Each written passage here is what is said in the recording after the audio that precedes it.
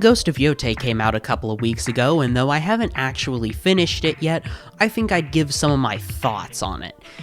I am currently at the Kitsune part of the game. I have killed one of the Yotei 6, and I am in, I believe, my 4th area of 5. Major ones, of course. There was one other small area that only took me a couple hours to really get through and do everything in. So Yotei is an interesting case because Ghost of Tsushima was a very, very special game. Coming out in like the last year of the PS4's life and having such an immense graphical quality to it and telling a really good story, having great side quests, and really just kind of perfecting open world design in a lot of ways, making navigation seamless, making it feel like you were still discovering things without hitting any major hitches or being able to miss a ton of stuff. So when a sequel was announced, obviously I was excited, but as gameplay and trailers came out, it didn't actually look all that different, and the story also didn't look as compelling, unfortunately. Now that I've actually been able to play the game, I can kind of tell you the opposite on the story part for what I've played.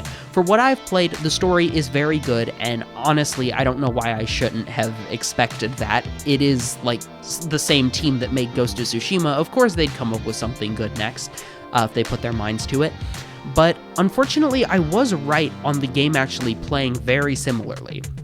Now, in Tsushima, you had sword stances that you would use to counter different enemies. It was like a rock, paper, scissors system.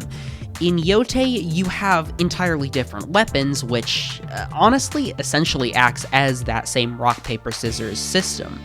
The different stances changed your animations and exactly how you attacked, and well, the different weapons basically do the exact same thing. It's really just more of an aesthetic change, which is disappointing, honestly. The only weapon I can tell you is like significantly different is the Odachi and the Kusarigama, which are essentially, you know, a much larger sword, so it's much heavier swings than anything you saw in Tsushima, and the Kusarigama is more of a almost grappling hook sort of thing.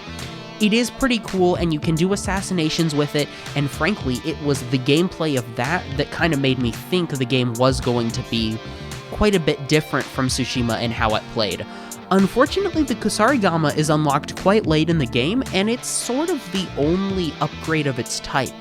World traversal is almost identical. You have all the tools that Jin had in the previous game, but unlocked from the start, and that is one thing that's very interesting about this game. There's not really a tutorial.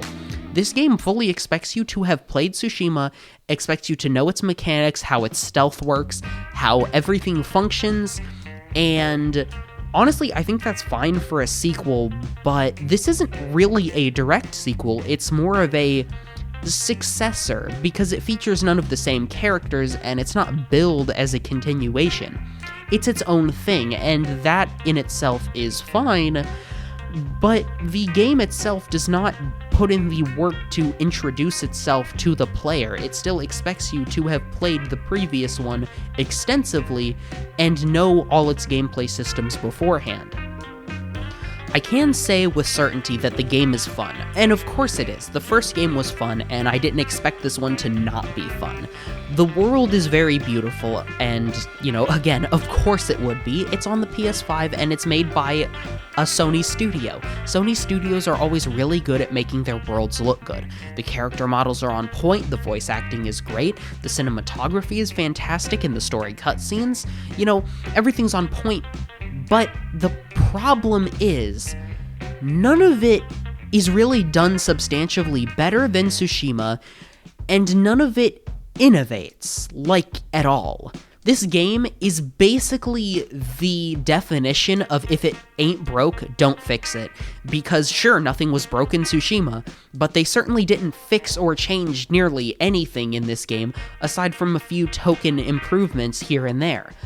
Now, the main thing that has changed is how you exactly discover certain points in the world. You have a spyglass, and you're kind of tasked with manually rooting out like visual cues in the world, and I think that's a really cool system.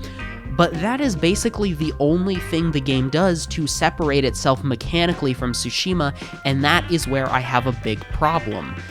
The game is, again, fine because it's based on the bones of yet another great game, but it doesn't do anything to differentiate itself, and I can't really, in good conscience, tell you that you have to play this game.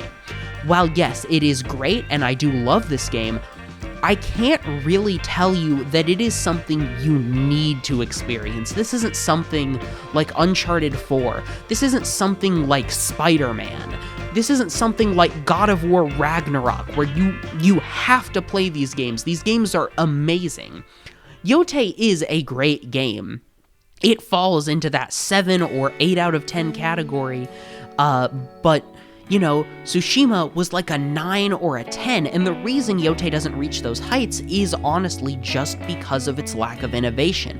It doesn't feel like Sucker Punch has done anything new here. They're simply resting on their laurels, which honestly reflects a lot of what Sony feels like they're doing recently, just resting on their laurels on a lot of their series instead of innovating and doing something new. Now, I will make a follow-up video when I finish Yotei. I hope my opinion will change. I hope the story will grab me even further and that the gameplay will give me something new to chew on in the latter half of the game. But for now, this really is my opinion, and I hope I find more things to like and more things to be excited about for this game in the coming dozen or so hours I probably have left of it.